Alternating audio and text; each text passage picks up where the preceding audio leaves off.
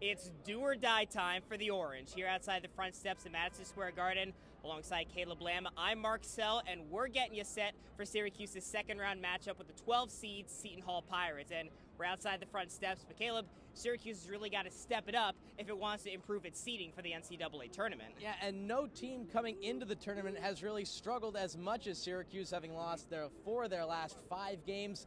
But now getting to play a Seton Hall team they've already dealt with once earlier this year. This is really Syracuse's big chance to get that first win in the tournament out of the way and try to get a nice, healthy run going. Syracuse beat Seton Hall 76-65 back on February 16th.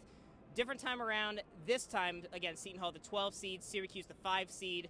Syracuse has lost 4 of its last 5 coming in, but Seton Hall is probably worse. 11 of its last 12 it's lost coming into this game. So overall, what are your X factors for this game, Caleb? Well, I think the biggest X factor has to be Brandon Triche. I mean, you look at a guy who has struggled a lot lately for the Orange, but you go back to that game at the Prudential Center this year, Brandon Triche scored his career high 29 points against Seton Hall. This is his big chance to snap out of that funk and get back to being the senior leader and the guy to step up that Syracuse really needs. And for my X factor, I'm going to go with Brian Oliver, the redshirt junior of Seton Hall. Now, remember back 2 years ago, November 27, 2010, he was with Georgia Tech, and he lit up Syracuse for 32 points in the Legends Classic down in Atlantic City. Look for him to be a factor in this game. You know, he's coming again. He's playing that Syracuse team again, so even though he's a little bit injured, a little bit banged up, he banged his right knee last night, so look for him to be a factor. And then overall, final prediction for this game, Caleb, what do you think?